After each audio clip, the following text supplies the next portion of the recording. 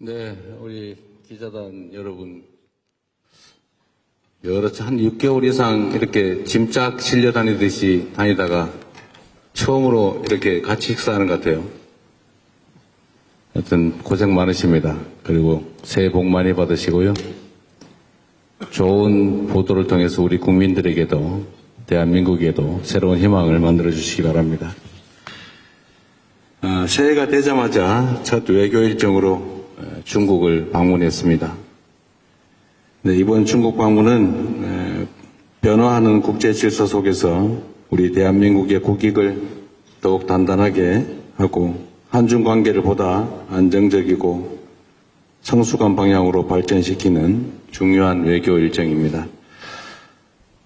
우리 정부는 이념이나 진영이 아닌 오직 국민의 삶, 국가의 미래에 도움이 되는 실용 외교를 기준으로 외교 정책을 추진하고 있습니다.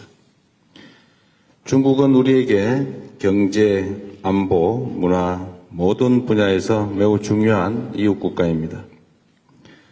시진핑 주석께서 저를 볼 때마다 똑같은 얘기를 반복하시는데 이사갈 수 없는 이웃 그리고 뗄래야 뗄 수 없는 관계 이런 표현을 자주 합니다. 실제로 그렇죠. 우리가 한중 관계는 정말로 서로에게 필요한 관계입니다. 그리고 불필요하게 서로를 자극하거나 배척하거나 또 대립할 필요가 없지요.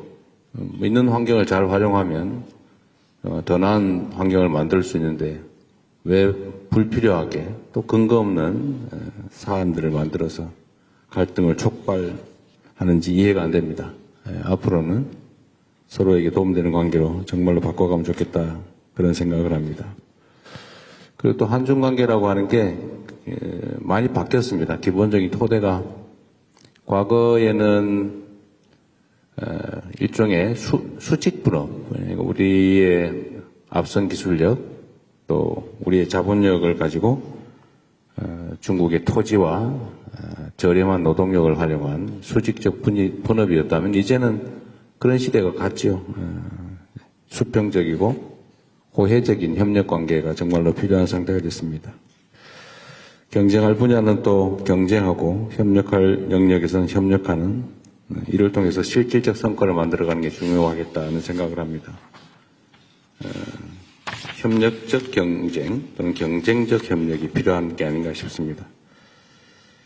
특히 경제협력 분야에서 안정적인 관리, 특히 최근에 문제되는 공급망 협력, 또 한반도 평화와 영내 안정 문제에 대해서 방문 기간 동안에 진지하고 책임 있는 대화가 이루어졌습니다.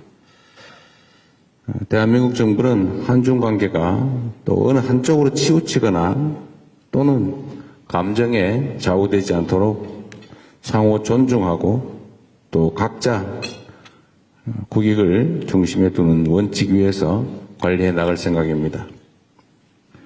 그리고 동시에 미국, 일본, 아세안, 유럽 등 주요 파트너 국가들과의 관계도 균형 있게 발전시키고 이를 통해서 대한민국 외교의 지평을 넓혀가겠습니다.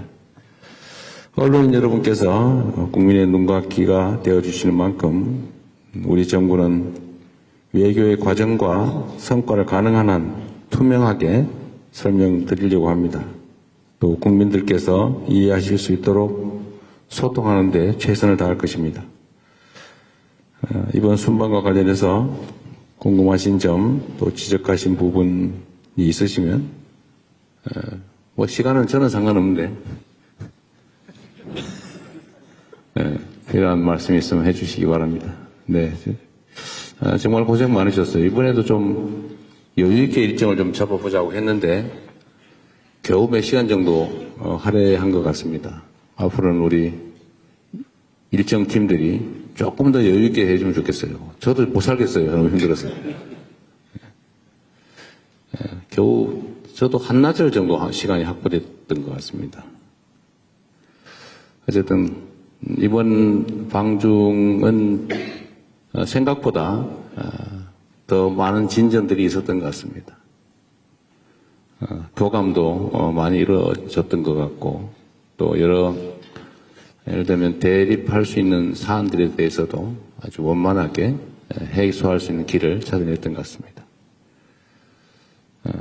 질문이 있으시면 제가 가능하면 짧게 하려고 노력하는데 그게 잘 안 돼요. 저도 하고 싶은 말이 있기 때문에. 자주 말씀드리지만 기자 간담회라고 하는 게 경찰서 유치장이 취조하는 일은 아니어서 저도 설명을 하다 보니까 길어지고 있는데 또 이를 통해서 우리 국민들께서 직접 이 장면을 보시고 또 들으시면서 판단할 수 있는 여지를 또 갖게 되는 거니까 여러분도 이해를 해주시길 부탁드립니다. 자, 고맙습니다. 네, 말씀 감사합니다. 네. 언론인 여러분, 박수 치면은 무슨 내기라는 소리 듣는 거 아시죠? 박수 안 치셔도 됩니다. 네. 네, 고맙습니다. 네. 네, 박수가 습관적으로.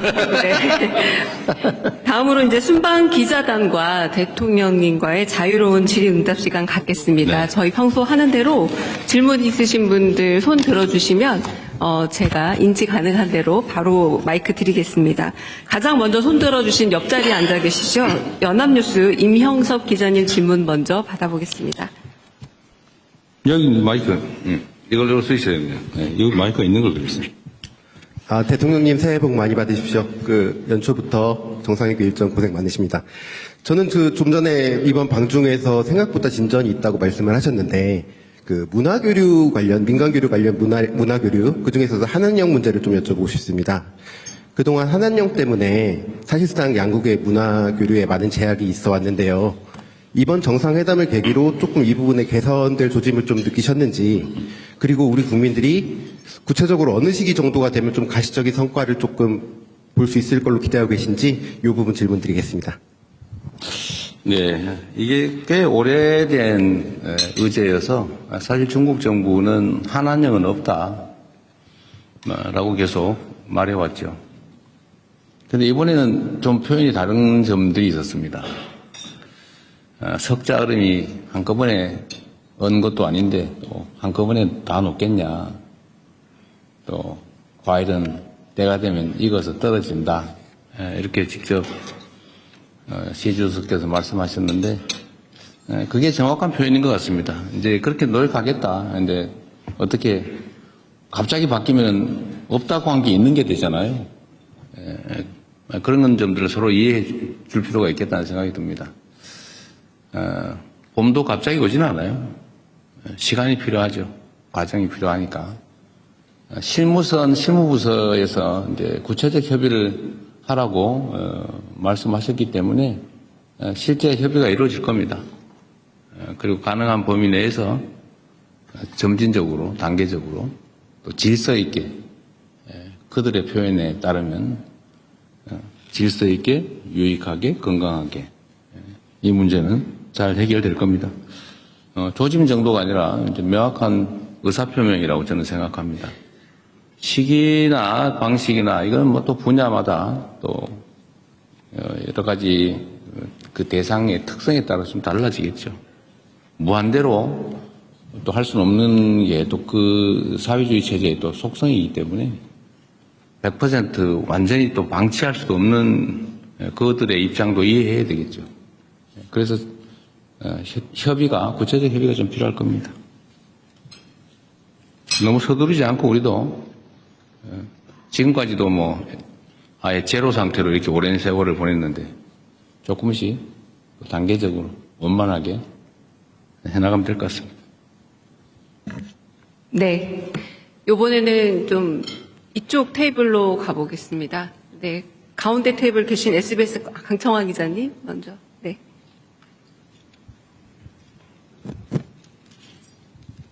예, SBS 강청환 기자라고 합니다.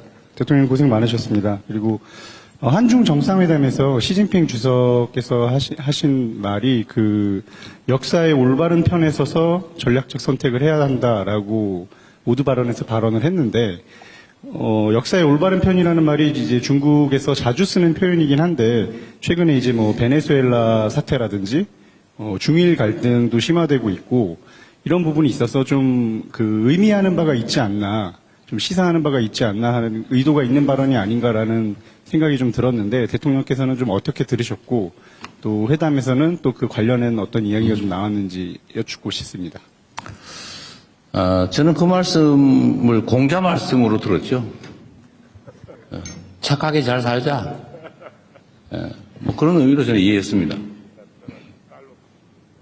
뭐 특정한 의미를 부여하고 싶은 의도가 있는지는 모르겠는데, 우리가 역사적으로 바른 편에 서기 위해서 노력해야 되는 거 맞지요. 그냥 뭐 그걸 특정 사안에 염두에 둔 것이라면 저로서야 뭐 특별히 또 거기 반응할 필요를 못 느꼈습니다. 그냥 공자 말씀이라서 아 그렇구나 이렇게 생각했습니다. 뭐 정상회담이라고 하는 게 대화라고 하는 게 그런 거죠. 이게 사담을 나누는 게 아니니까 각자가 하고 싶은 이야기를 하는 겁니다. 더군다나 공개석상에서 하는 얘기는 그냥 액면 그대로 받아들여주면 좋죠. 저도 저의 할 얘기를 했을 뿐이니까요. 그리고 뭐 내밀한 얘기들은 또 비공개 석상에서 하게 되는데 그 자리에서도 제가 이렇게 말씀을 드렸습니다. 각 국가의 핵심적 이익이나 중대 관심사에 대해서 당연히 존중해야 된다. 뭐 대한민국의 핵심 이익 당연히 존중받아야죠. 핵 잠수함 문제 같은 그런 거 아니겠습니까? 또 중대 관심사에 대해서 존중받아야죠. 우리는 일본과의 관계도 또 중국과의 관계만큼 중요하죠. 그리고 제가 이 얘기도 명확하게 했습니다. 중국의 시진핑 주석은 중국의 국가적 이익을 위해서 최선을 다하고 대한민국 대통령 이재명은 대한민국 국익을 위해서 최선을 다하는 것 아니겠냐. 그러면서도 서로 필요한 부분에서 또 타협하고 조정해 나가는 것이 국가 간 관계다. 뭐 이렇게 직접 내가 말씀드렸죠. 각자가 해야 될 이야기를 하는 자리다. 이렇게 생각해 주면 되겠습니다. 네. 다른 질문 또 받아보겠습니다. 앞쪽 테이블, 이번에는 좀 제일 뒤쪽 테이블로 가볼까요?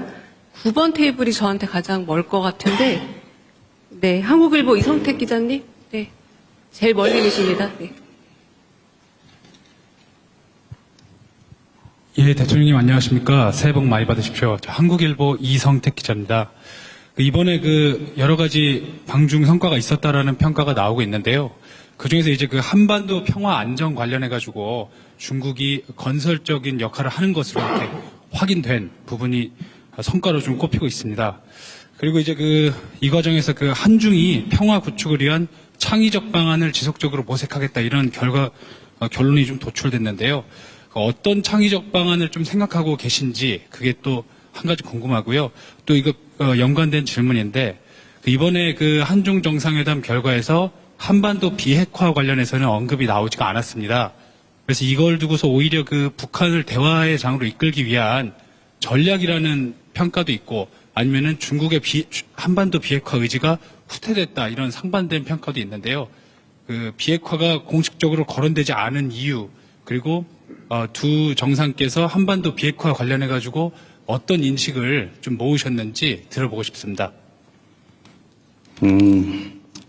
정상 간의 대화의 가장 중요한 부분은 구체적 사안에 대한 해법 이런 것도 있겠지만 더 중요한 것은 신뢰죠. 시 주석께서도 그런 말씀을 하시더군요. 말은 쉽게 할 수 있다. 행동은 쉽지 않다. 제가 자주 하는 얘기이기도 하죠. 말이야 누가 못합니까? 다리라도 따다 줄 수 있지만 결국은 신뢰는 그렇게 쉽게 말로 확보할 수 있는 게 아니다. 한중 관계의 가장 기본적인 과제는 신뢰 회복이라고 생각해요. 정말로 상대 국가를 또 상대 국가 국민들을 인정하고 존중하느냐. 막 혐오하고 증오하면서 무슨 대화가 되겠습니까? 거래야 있을 수 있겠지만 거래는 누구나 할 수 있죠. 그러니까 대화하고 소통하고 서로 존중하면서 쌍방이 모두 도움되는 일을 찾아가는 것은 그렇게 쉬운 일은 또 아닙니다. 국가 간 관계라고 하는 것도 차이가 있지요. 다른 점도 있고 서로 마음에 안 드는 점도 있고 또 공통의 과제도 있고 또 서로 함께 좋아하는 점도 있겠죠. 그러나 그 차이들은 좀 줄여나가고 또 갈등적 요소는 또 최소화하고 이해하려고 노력하고 또 상대의 입장을 존중하고 또 공통으로 추구하는 가치들에 대해서는 또 함께 힘써 노력하고 또 이러다 보면 관계는 개선이 되겠죠. 큰 방향이 어긋나는 쪽으로 가느냐 또 함께하는 쪽으로 가느냐 이 방향이 중요하지 않습니까? 그 방향에서 제일 크게 영향을 미치는 것은 결국 정상 간의 신뢰 그리고 아주 근본적으로는 각국 국민들의 마인드겠죠. 싫어하는 마인드를 갖느냐 아니면 공감하고 존중하는 마인드를 갖느냐 중요합니다. 저는 한국과 중국이 정말로 떨어질 수 없는 이웃이고 우리 입장에서 보면 중국은 세계 최대 거대한 시장이죠. 좀 무한한 가능성을 가진 땅입니다. 거기를 왜 우리가 배척합니까? 거기를 빼놓고 뭐하러 저기 멀리 가서 고생합니까?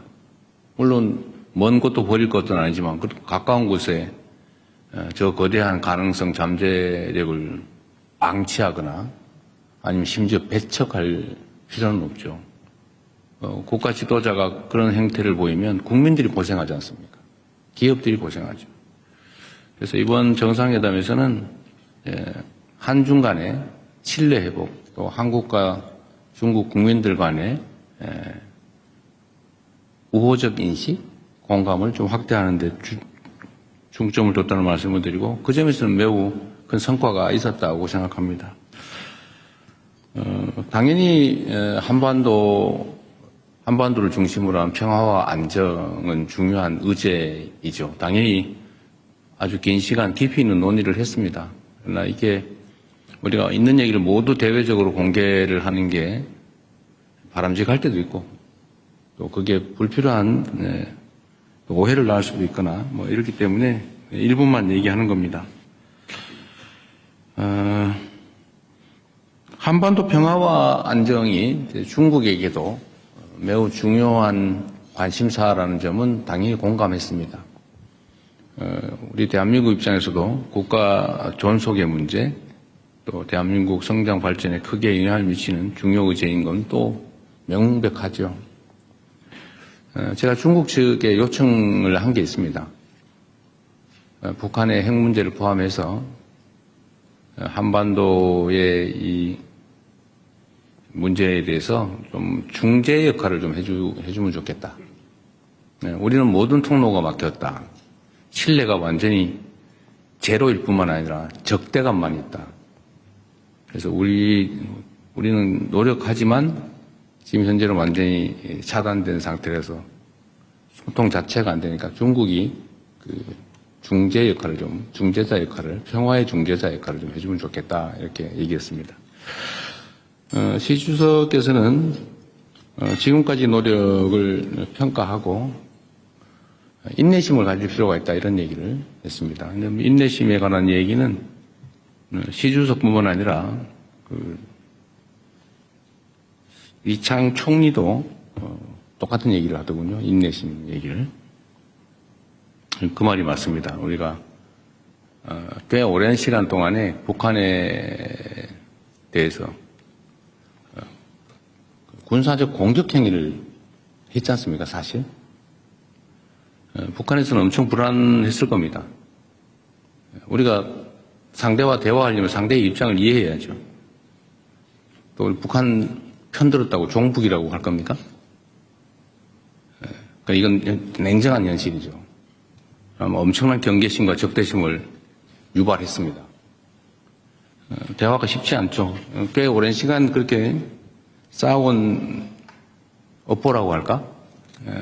싸워온 적대가 있기 때문에 여기에 완화돼서 좀 대화가 시작되려면 많은 시간과 노력이 필요합니다. 그리고 주변의 역할도 필요하죠. 중국에 그 부탁을 했고 중국은 어쨌든 그 역할에 대해서 노력해 보겠다고 합니다. 한반도 핵 문제도 당연히 심각하게 논의하죠. 제가 얘기한 건 그런 겁니다. 서로 상대방이 결코 받아들일 수 없는 이야기를 주장만 하면 아무것도 이루어지지 않는다. 그리고 현실에 입각해서 서로가 수용할 수 있는 합리적인 안을 도출해야 한다. 주변 국가든 북측이든 우리 한국이든 다 수용할 수 있는 방안을 찾아내야 된다. 그래서 하나의 공감할 수 있는 사안은 있죠. 예를 들면 북측 입장에서는 체제 안전, 그리고 여기에 미국의 역할이 중요하다. 이거 중국 최고 지도자 모두가 똑같이 얘기하는 겁니다. 뭐 우리도 알고 있죠. 북미 관계가 중요하고 또 북측 입장에서는 여기서는 체제 안전의 문제가 제일 중요하다. 뭐 모두 알고 있는 사실입니다. 여기서 제가 좀 추가로 얘기한 거는 이런 거죠. 지금 이 상황이 계속 방치되는 것 자체가 동북아 또는 전 세계의 손해다. 어떤 손해냐? 끊임없이 핵무기는 추가 생산되고 있다. 끊임없이 대륙간 탄도 미사일 기술은 개선되고 있다. 체제 유지에, 체제 보호에 필요한 만큼의 생산이 이루어진 다음에 추가 생산되는 핵무기는 아마 국경 밖으로 유출될 가능성이 높아진다. 그게 전 세계의 평화와 안정에는 위해인 게 분명하죠. 그게 누구에게 도움이 되느냐? 아무에게 도움이 안 되죠. 또 한반도는 장기적으로는 비핵화해야 되지만 북한 정권 입장에서 지금 핵을 없애는 걸 동의할 수 있겠냐? 뭐 그렇게 하면 좋지요. 근데 되겠냐? 수용할 수 있을까? 제가 보기에는 불가능하다고 생각됩니다. 그러면 그걸 방치할 거냐? 결국 여기서 실현 가능한 모두에게 도움되는 길을 찾아내야죠. 그래서 중단하는 거, 현재 상태에서 중단하는 거, 추가 생산을 하지 않고 국외로 핵물질을 반출하지 않고 더 이상 ICBM 개발을 하지 않는 것만도 이익이니까 그 이익을 포기하는 보상 또는 대가를 지급하고 일단 할 수 있지 않냐. 일단. 단기적으로. 그리고 여기 어느 정도 되면 중기적으로 좀 감축해 나가자. 그리고 좀 길게 봐서 한반도, 핵 없는 한반도, 이거는 포기하지만 말아야 한다. 장기적인 목표로. 그래서 이 단기, 중기, 장기 목표를 가지고 우리가 접근해보자. 이때까지 맨날 얘기했던, 우리가 제안했던 안이죠. 이 점을, 이 진정성에 대해서 북측에 좀 충실하게 설명을 해달라라는 부탁을 했습니다. 그렇게 끊임없이 또 시간을 갖고 노력해 봐야 되겠죠.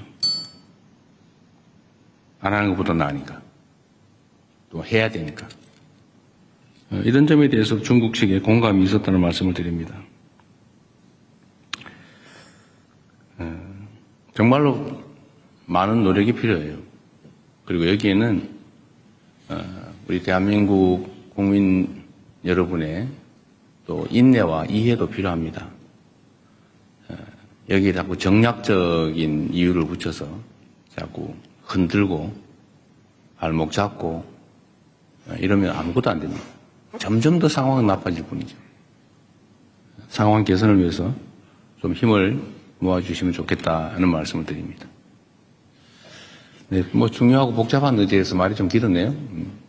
네, 말씀 잘 들었습니다. 이번에는 제 마음대로 여성 기자분에게 좀 우선권을 드리겠습니다. KBS 손서영 기자님. 네.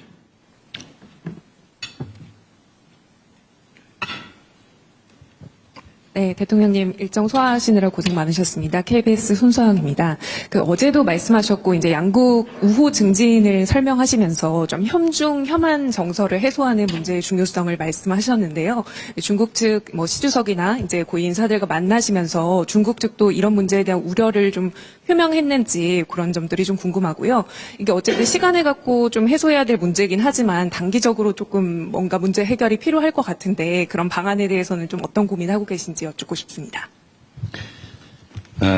말씀드린 것처럼 가까운 이웃이고 떠날 수 없는 관계이고 거대한 잠재력인데 우리가 배척하고 피하면 우리 손해죠. 그런데 꽤 오랜 기간 동안에 혐중혐한 정서라고 하는 게 양국이 상당히 광범하게 또 지속적으로 또 악화되면서 정말 양국에 큰 피해를 입혔습니다. 저는 대한민국이 훨씬 더 큰 피해를 입었다고 생각해요. 중국의 예를 들면 상품 서비스 수출이 지금 많이 나빠졌죠. 그래서 홍콩을 제외한 무역 수지가 지금 적자로 전환됐습니다. 왜 그렇게 됐냐? 중국 사람들 입장에서 한국 상품 보면 싫은 거죠. 원래도 그렇잖아요. 한국 상품이나 문화가 좋으면 막 화장품도 사고 싶고 물건도 사고 싶고 놀러도 가고 싶고 그런 건데 자꾸 싫어하니까 주변에서 또 싫은 감정이 드니까 그럼 나빠지죠. 대한민국도 마찬가지죠. 그래서 이게 계속 악순환이었는데 이 점을 개선해야 된다라는 점에 저나 또는 중국 국가 지도자 모두가 동의했어요. 어떻게 개선할 거냐. 제가 근거 없고 불필요한 혐중 조장, 혐오 조장 이건 없어야 되겠다.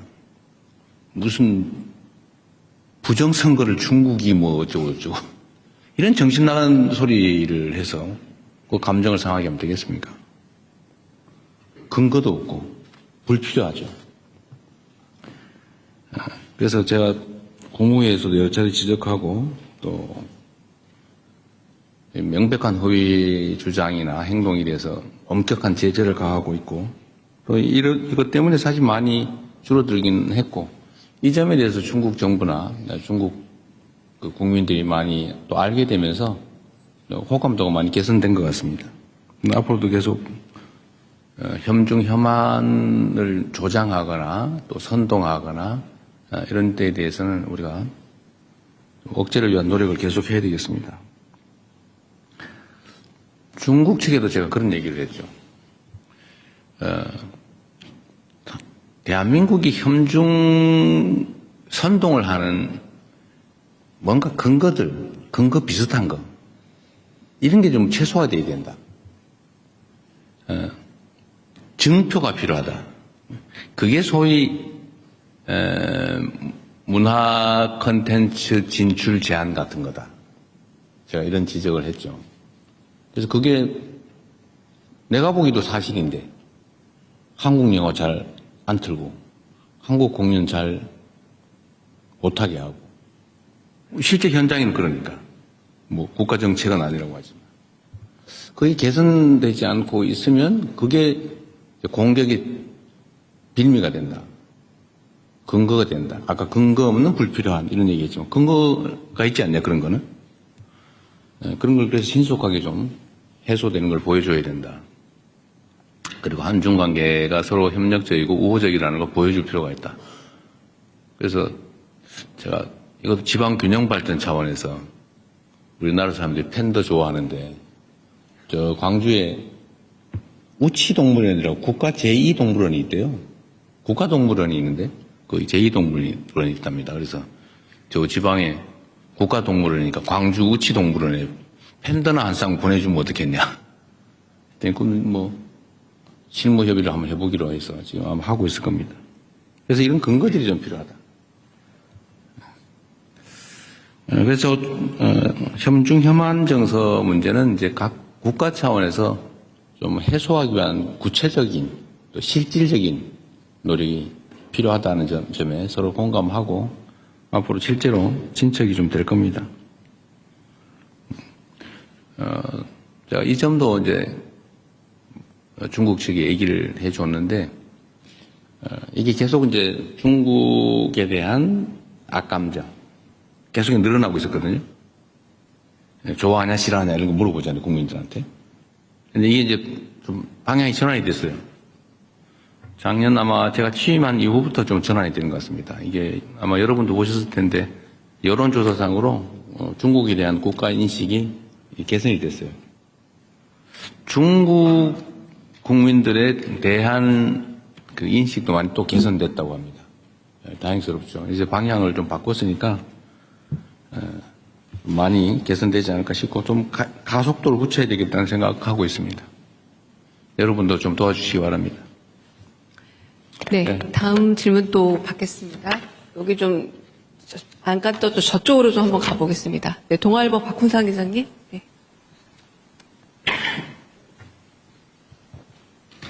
예, 동아일보 박훈상입니다. 그 한중 양국 정상이 매년 만남을 이어가자는 공감대를 형성했다고 하는데 어떻게 공감대를 만드셨는지 그리고 매년 회담을 어떤 방식으로 진행하실지 궁금합니다. 그리고 상무장관 회의 정례와 군 소통도 복원하기로 했는데 사드 이후 끊어진 한중 소통 채널 복원이 어느 정도 됐다고 보시는지 그리고 더 강화해야 할 한중 협력 채널은 어떤 분야라고 보시는지 궁금합니다. 일단 정상간 1년에 한 번 정도는 보면 좋겠다고 얘기했더니 뭐 좋은 생각이라고 하셨고 다만 이런 얘기를 하시더군요. 꼭 한 번 오고 한 번 가고 꼭 그렇게 해야 되냐. 그래서 저는 괜찮다고. 그래서 아마 그런 생각을 한 게 아닌가 싶어요. 올해 에이펙 때문에 제가 중국을 가면 또 만나게 될 가능성이 많죠. 따로 양자회담을 하게 될 가능성이 많은데 그러면 형식적으로 따지면 이제 시 주석이 이제 와야 되는 거죠. 근데 아마 좀 쉽지 않을 수 있어요. 그 일정이라고 하는 게. 그럼 우리는 또 그런 거 따지잖아요. 한 번 왔으면 한 번 가고 막 그래야지. 그래서 그런 거 신경 안 쓰고 제가 가겠다고. 그래서 자주 오라고 하시거든요. 자주 연락하고 자주 방문하면 좋겠다. 좀 그 얘기는 어렵게 아주 표현을 했습니다. 말하기 좀 어려웠던 것 같아요. 좀 꼭 뭐 왔다 갔다 그렇게 해야 되는 거 아니지 않냐 그런 얘기해서 제가 편할 때 우리가 가는 방향으로 해도 된다 이렇게 얘기했습니다. 가급적이면 1년에 한 번 이상은 한번 직접 만날 생각입니다. 고위급 대화도 계속 이제 확대해야죠. 다른 분야는 뭐 외교 분야든 통상 분야, 산업 분야 또는 학술 분야, 뭐 지방 정부 차원 뭐 이런 거 있는데 정당 간 대화도 좀 실질화하자는 얘기를 했고 또 필요하면 군사 분야 이 분야도 좀 대화 격을 좀 높일 필요가 있겠다. 그리고 저는 이제 그 얘기도 했죠. 대화도 대화인데 실질적인 협력을 좀 하자. 특히 이제 수색 구조 합동 훈련 같은 건 좀 필요하거든요. 서해상에서. 이게 갑자기 대형 해난 사고가 발생할 수 있는데 예를 들면 경계 지점에 애매모호하면 좀 그렇잖아요. 그럴 경우에 그런 거 따지지 말고 양국 해군이 합동으로 수색 구조는 할 수 있게 평소에 좀 훈련해 놓는 게 좋겠다. 인도적 차원에서. 그 얘기는 답을 못 들었어요. 어쨌든 우리 입장에서는 각 분야에 또 각 급별로 대화를 좀 확대하다는 입장이고 중국 측도 그 점에 대해서는 공감이 있었습니다. 최대한 많이 소통할 필요가 있겠다 생각합니다. 네. 네, 다음 질문은 좀 뒤쪽 테이블로 넘어가겠습니다. 제가 이제 잘 안 손이 보이기. 왜 이리 많습니까? 네, 제가 잘 안 보이기 시작하는데 그냥 짚겠습니다. 빨리빨리 하세요 그냥. 네, 한재영 기자님. 다음에 저 뒤쪽으로 가겠습니다. 죄송합니다. 가능하면 여성들한테 기회를 많이 주세요. 알겠습니다. 너무 비중이 안 맞아요. 네, 안녕하십니까. 저 한국경제신문 한재영입니다. 그 중국 정부가 어제 일본으로 향하는 이중용도 물자에 대해서 수출 통제 조치를 발표를 했습니다. 이제 다카이치 일본 총리의 최근 이제 대만 관련 발언을 이제 문제를 삼은 것으로 보이는데요. 이 지정학적 기반의 정치 갈등이 이제 경제 통상 영역으로 좀 확산이 되는 것으로 보입니다. 우리나라도 연관이 간접적으로 있을 수도 있다고 보는데요. 중국의 이번 조치를 대통령께서는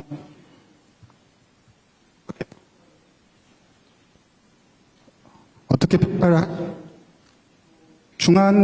중일 간의 갈등을 대통령께서 좀 적극적으로 중재하실, 또 특히 이제 경제 통상 영역에 있어서 갈등을 중재하실 또 생각이 있으신지 궁금합니다.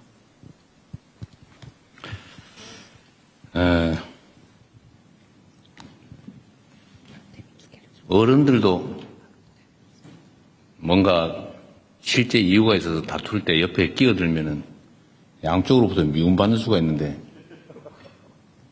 상황을 잘 보고 정말 우리의 역할이 필요할 때, 또 실효적일 때, 의미 있을 때 하겠지만 지금은 우리가 할 수 있는 게 매우 제한적으로 보여집니다. 나설 때 나서야지 안 나설 때 나서면 별로 도움이 안 될 수도 있어요. 자, 때가 되면 또 상황이 되면 또 할 수 있는 역할을 찾아보겠습니다. 수출 통제 관련된 보도는 저도 어제 봤는데 이 동북아시아의 평화와 안정 또 연대와 협력은 매우 중요하죠. 또 한편으로 우리는 안타까운 역사를 가지고 있습니다. 또 그 안타까운 역사 때문에 우려도 많지요. 역사적 경험이라고 하니 그렇지 않습니까? 그래서 이 지금 문제된 수출 통제 문제는 매우 복합적이고 뿌리가 깊죠. 그래서 그냥 하나의 현상처럼 보이지만 그 현상만으로는 설명할 수 없는 매우 복잡한 문제입니다. 일단은 원만하게 신속하게 잘 해결되길 바랍니다. 그리고 이게 또 단기적으로 보면 우리가 가공 수출하는 데에 또 연관이 있을 수 있죠. 꽤 복잡합니다. 또 장기적으로 볼 때 이게 어떤 영향을 미치게 될지도 속단하기가 어렵죠. 일단은 상황을 예의주시하고 우리가 어떤 상황을 직면하게 될지 이 점에 대해서 면밀하게 점검하는 그런 단계다. 구체적으로 여기에 대해서 이렇게 하겠다 저렇게 하겠다 말하기가 좀 쉽지 않은 상황입니다. 잘 해결되기를 바란다는 말씀 드리는 걸로 일단은 넘어가겠습니다. 네. 이번에 여성 기자분, 네. 장윤선 기자님, 네. 네, 대통령님 고생 많으십니다. 새해 복 많이 받으십시오. 네, 질문 드리겠습니다. 길거리 중계하다가 제재당했다는 소문이 있던데. 네, 맞습니까? 그 소문이 거기까지 갔습니다. 네, 별걸 다 듣고 있어요. 네, 사실 인민대회당에서 시진핑 주석과 셀카를 찍으신 세계 최초의 정상이 아닌가라는 생각이 좀 듭니다. 대통령께 여쭙고 싶은 것은 좀 정치적 상상력과 관련된 것인데요.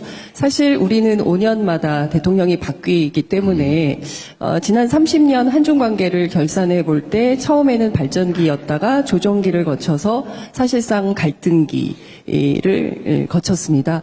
이후에 이제 미래의 한중 협력 30년의 상 이를테면은 흔들리지 않는 협력 관계가 가능할지, 특히 여기 살고 있는 제중동포들 같은 경우에는 그 정권이 바뀔 때마다 또 삶에 상당히 큰 영향을 받기 때문에 대통령께서 생각하시는 어떤 정치적 상상력을 좀 말씀을 좀 해주시면 좋을 것 같습니다.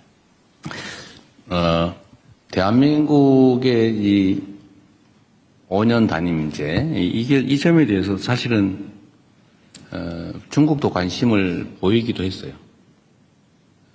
어떤 거냐면, 이거 지속성을 담보할 수 있냐. 뭐 그런 얘기예요. 사실 그 말도 일리가 있죠. 앞으로 어떻게 될지 어떻게 아냐. 뭐 그런 거예요. 이게, 일본도 사실은 일당이 계속 집권을 하고 있죠. 우리 주변 국가들을 보면 거의 대부분 그래요. 근데 우리는 이제 어쨌든 5년 단임제인데, 과거에는 그런 진폭이 그렇게 크진 않았던 것 같습니다. 예를 들면 뭐, 김대중, 뭐, 김영삼, 노태우, 뭐, 이렇게 쭉 흘러온 그 과정들을 보면 그렇게 진폭이, 특히 대외 관계에서는 진폭이 크지 않았던 것 같아요. 그런데 최근에, 전체적으로 진폭이 커졌는데, 대외 관계에서 이 상상 이상의 급변이 있었던 겁니다. 황당무계했을 거예요, 주변에서. 이제는 어떻게 믿지? 지금 얘기를 잘하면 나중에는 어떻게 될지 어떻게 믿나? 뭐 이렇게 된 것 같습니다. 미국에 똑같은 현상이 있다고 제가 들었거든요. 미국도 대외 정책 분야는 민주당이 집권하든 공화당이 집권하든 큰 변화가 없다. 그리고 외교 안보 분야에 관한 한 큰 차이가 없다. 어느 당이 집권하든. 근데 최근에는 엄청나게 다르다고 해요. 우리는 가장 최근의 경험으로는 완전히 천당과 지옥을 왔다 갔다 해버려가지고 뿌리끝이 흔들려 버린 거죠. 대외 정책이. 특히 이 동북아 부분은 그런 것 같아요. 더 심한 것 같습니다. 이 점에 대한 우려가 있는 건 사실이에요. 이번에 우리가 한중 관계 개선에 이제 양자가 정말 일치된 생각을 가지고 있고 또 그러기 위해서 실제로 노력하는 거죠. 중국 입장에서도 한국의 존재가 정말 중요하거든요. 그런데 한국이 이게 보니까 어느 날은 토끼였다가 어느 날은 갑자기 이리가 되었다가 막 이래버리면 불편하잖아요. 그렇게 지속적인 정책 결정하기 어렵죠. 그러면 어떡하겠어요? 할 수 없지. 운명이죠. 그래서 제가 이 점에 대해서는 이렇게 얘기를 했습니다. 물론 그런 불안정함 때문에 정책 결정이나 국가 간 관계를 수립하는데 참 어려움이 있는 건 이해한다. 그러나 특히 한반도 평화에 관한 문제라면 지금이 기회다. 그런 면에서. 그리고 그거를 제도화하면 된다. 쉽게 뒤집지 못하게 제도화하면 된다. 이건 뭐 그것까지만 얘기했죠. 뭐 제도화 방법은 여러 가지겠죠. 입법을 해놓든지 아니면 조약을 맺어놓든지 문서상 번복할 수 없는 합의를 해놓는다든지 이러면 이제 마음대로 못 뒤집죠. 그런 방법도 있다. 그리고 지금이 어쩌면 기회다.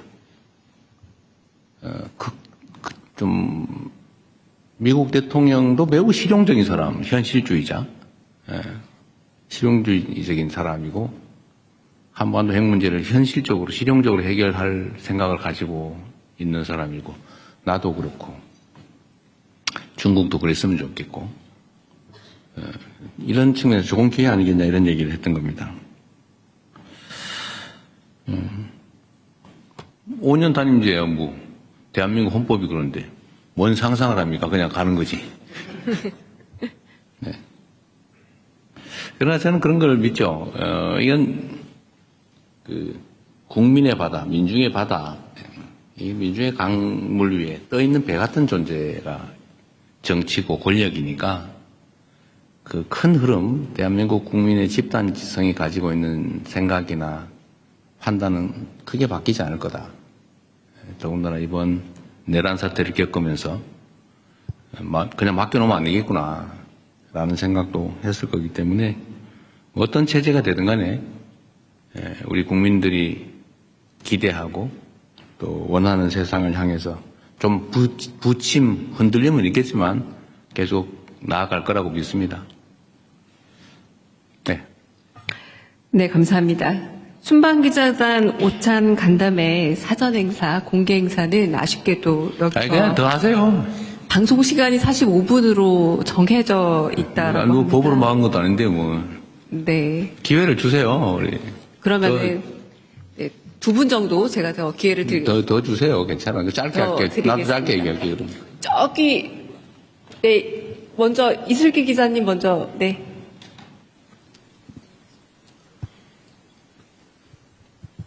대통령님 질문 드릴 기회 주셔서 감사합니다. 저 조선비즈 이슬기 기자입니다. 이번 정상회담에서 결국 근거 없는 혐오 정서를 해결해 나가자라는 게 이번 회담의 골자라고 좀 생각이 되는데요.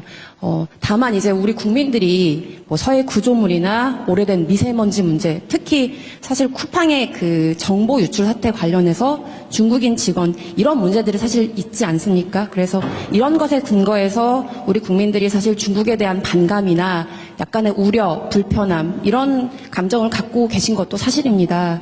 그래서 이거와 관련해서 좀 두 분이 허심탄회한 대화를 나누셨을 거라고 생각하는데요. 마침 우리가 사이버 안보 관련한 MOU도 체결했고요. 그래서 이런 부분에 대해서 중국이 나름의 배경을 좀 알고 있는지 두 분이 좀 어떤 대화 나누셨는지 여쭙고 싶습니다. 근거 없고 불필요한 혐오 선동에 대해서 우리가 경각심을 가지고 엄히 제재해야 된다는 점은 명백하죠. 쿠팡의 그 범죄 행위자가 중국 사람이다. 어쩌라고요? 일본 사람이면 그러면 그때부터 일본 사람 미워할 겁니까? 그러면 쿠팡에 그 미국 사람이 있으면 이제 미국 무지하게 미워해야 되는데 그건 왜 안 하는 거예요, 도대체? 아무런 그야말로 그것도 근거 없는 얘기죠.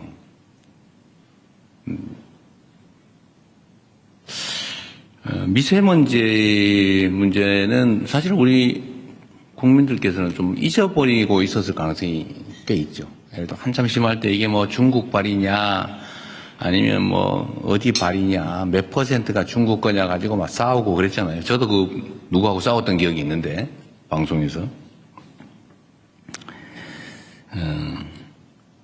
근데 이런 걸 가지고 감정적으로 대응할 일은 아니죠. 근데 중국이 어쨌든 재생에너지로 신속하게 전환하면서 정말 놀라울 정도로 빠르게 어쨌든 미세먼지 문제에 대응을 한 것 같습니다. 이건 제가 그냥 기억나서 우리 이 상하이시 시장이 환경부 장관을 했고 또 환경공학자고 제가 이제 자료를 보다 보니까 그리고 젊은 나이에 북경시장을 했어요. 그리고 지금 상해시장을 하고 있는데 북경시장을 하면서 이 북경의 환경 문제, 이 미세먼지 문제를 어쨌든 아주 강력한 드라이브를 걸어가지고 짧은 시간에 엄청난 개선을 이뤄낸 겁니다. 그리고 그런 점에서 실력자죠. 능력자인데 그 얘기를 제가 칭찬하다 보니까 그 얘기를 하게 된 거예요. 왜냐하면 이게 무슨 한중 혐오 정서의 원인이라서 한 얘기는 아니고 서해 문제 가지고도 이렇게 이상하게 또 왜곡해서 서해를 상납을 했느니 이런 이상한 또 주장하는 사람이 있는 것 같은데 이 서해 구조물 문제는 사실은 서해에 이제 각자의 고유 수역이 있고 그 중간쯤에 공동 관리 수역이 있어요. 근데 공동 관리 수역을 사실은 이제 선을 그어가지고 관할을 나눠버리면 깔끔한데 그 중간을 공동 관리로 남겨놓은 겁니다. 이제 이거를 선을 그어버리면 제일 깨끗해요, 우리 입장에서. 근데 그 공동 수역 중에서 중국 쪽 경계에 붙여서 살짝 넘어온 거예요. 이 중간에 와가지고 아니면 그 중간에서 오른쪽으로 우리 쪽으로 와 있는 그런 게 아니고 위치가 그 중국은 우리한테 그러는 거예요. 거기 들어온 물고기 있는 것도 아니고 진짜 물고기다. 양식하는 거다. 회유하는 좀 양식장인데 뭘 그러냐. 그런데 어쨌든 우리로서는 왜 일방적으로 하냐라고 이제 문제를 삼는 거죠. 그리고 지금 지금 양식장 시설이 2개 있다 그러고 그걸 관리하는 시설이 또 있다고 그래요. 근데 관리하는 시설은 그건 철수할게. 이래가지고 아마 옮기게 될 것 같아요. 일단 그건 옮기자. 그걸 자꾸 논란이 되니까. 그런데 우리 입장에서는 그냥 편하게 중간을 정확하게 그냥 그어버리자. 당신들 마음대로 써라. 그 안에서. 지금 그 얘기를 이제 실무적으로 하기로 한 거예요. 그럼 깔끔하잖아요. 그리고 그 선에서 우리 쪽으로 넘어오는 것도 아니고 그쪽에 실제 그쪽 수역에 근접해 있는 공동 수역인데 그래서 깔끔하게 정리합시다. 라고 한 겁니다. 그렇게 하기로 했어요. 이제 어떻게 할지 실무 협의를 하기로 했습니다. 그래서 문제의 원인을 제거하자. 이렇게 정리하면 되죠. 근거 없고 필요 없는 불필요한 이런 문제는 정말 우리 언론 여러분께서도 정리들을 가끔씩 한 번씩 해주세요. 중간적 입장에서. 언론이 입장이 중요하잖아요. 누구 편 들어가지고 왜곡 조작하려고 하는 게 아니지 않습니까? 정치 집단도 아니고. 정치 집단이 그러는 거야 이해하지만.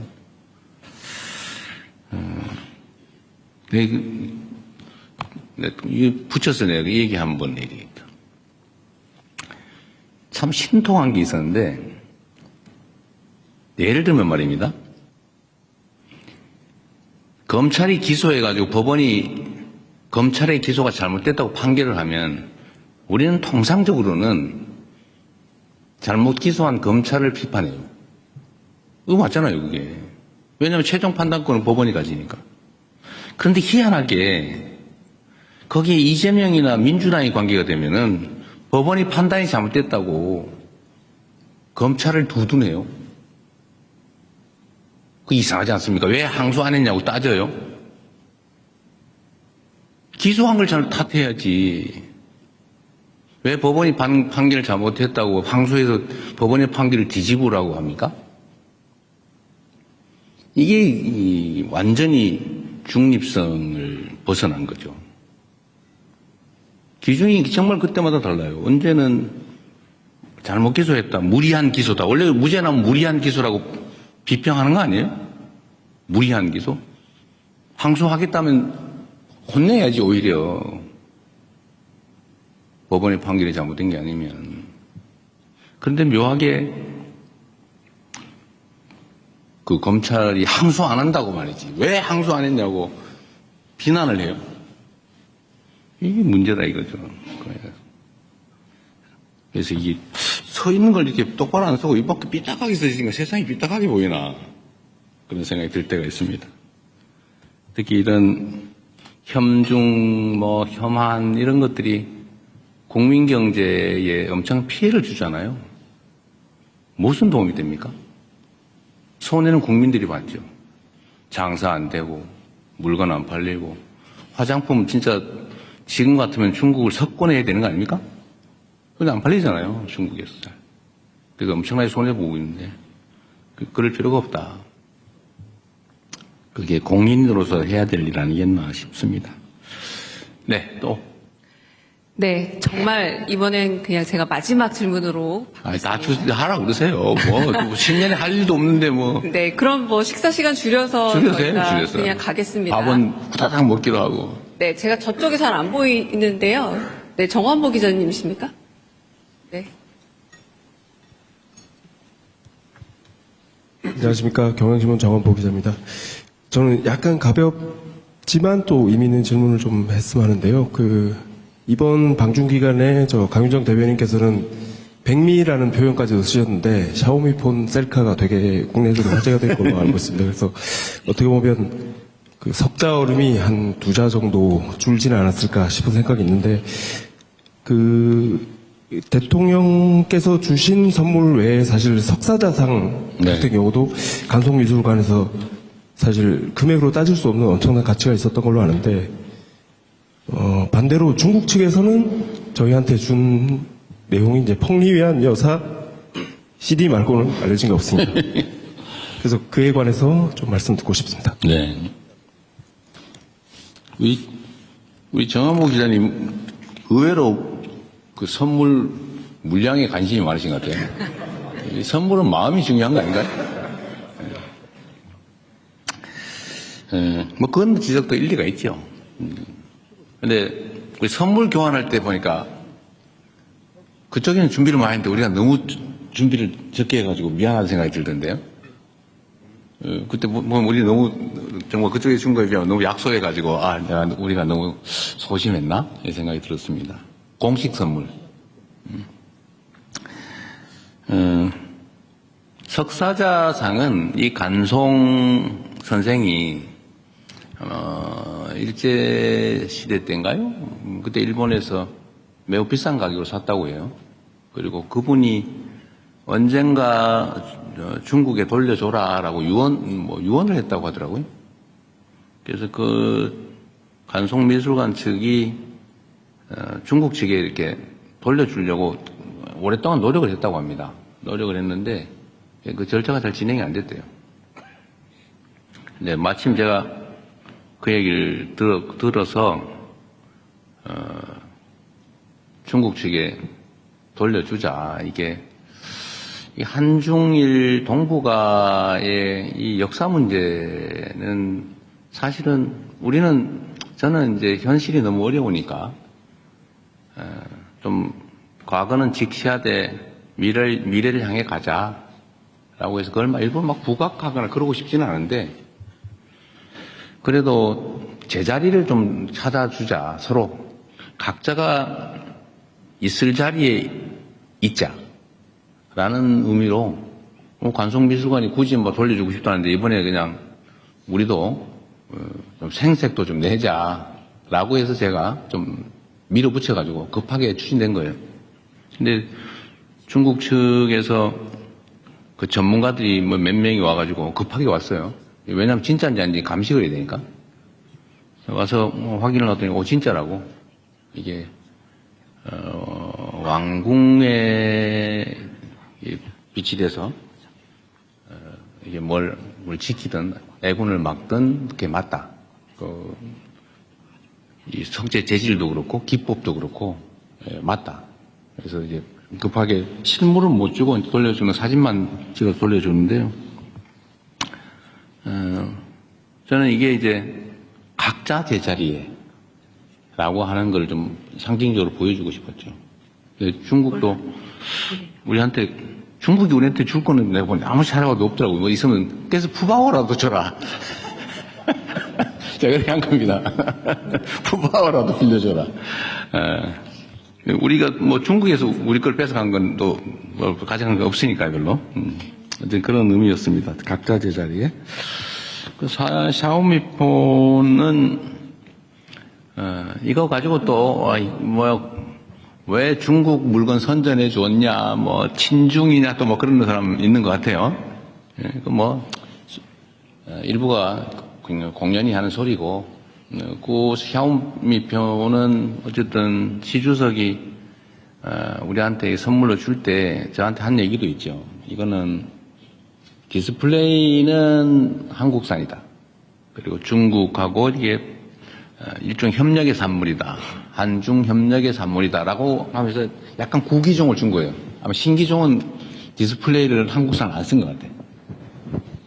그건 못 주고, 그래서 한국산이 들어있는 약간 구기종 그걸 선물로 준 것 같습니다. 한중 협력하자. 협력하면 좋지 않냐. 같이 물건 만들어서. 이런 취지로 준 거죠. 그래서 거기에서 그리고 제가 또 약간 험한 농담을 해가지고 근데 기분 나빴을 수도 있는데 그것도 잘 받아줬죠.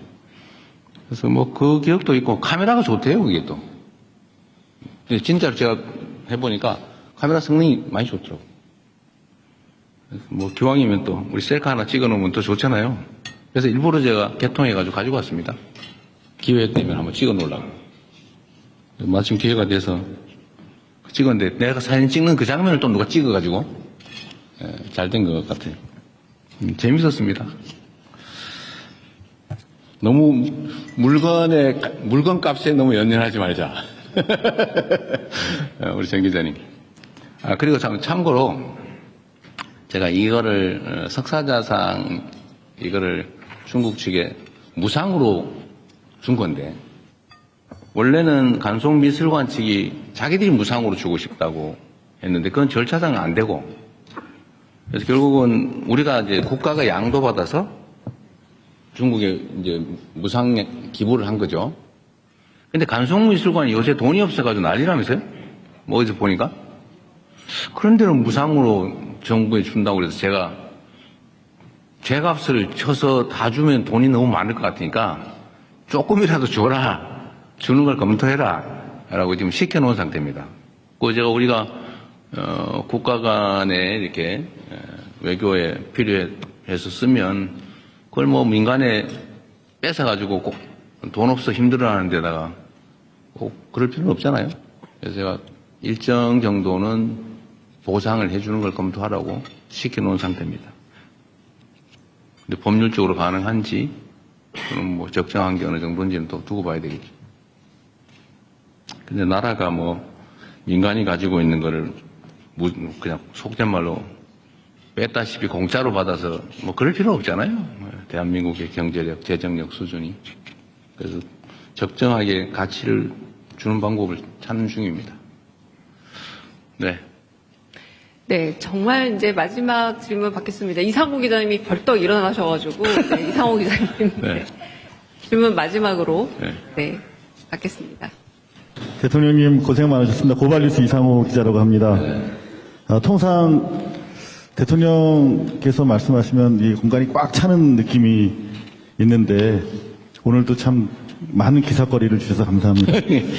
근데 오늘은 좀 허전해 보입니다. 왜냐하면 대통령께서도 무척 고생하셨지만 이번만큼은 특히 우리 영부인의 활약이 좀 두드러졌던 것 같습니다. 두 분께서 참 많이 준비하시고 사석에서도 두 분이 계시면서도 많이 이렇게 논의를 동지적으로 하셨을 것 같아요. 서로 조언도 많이 하시고 특히 이번 중국으로 향발하시면서 둘이 타심도 하고 자 우리가 한번 둘이 이렇게 한번 분위기를 만들어보자. 서로 이렇게 팀워크를 짜면서 나눴던 이야기 뭐 불편하시면 안 하셔도 되고요. 부탁드리겠습니다. 그런 거 없습니다. 우리는 그렇게 심각하게 살지 않습니다. 지금은 무슨 K-뷰티 행사가 있다고 하더라고요. 그래서 화장품 판매에 도움이 되는 홍보 요원 행사를 하고 있을 겁니다, 아마. 네, 없었어요, 그런 거. 네. 그럼 저희 여기서 그 사전 행사는 마무리 짓도록 하겠습니다.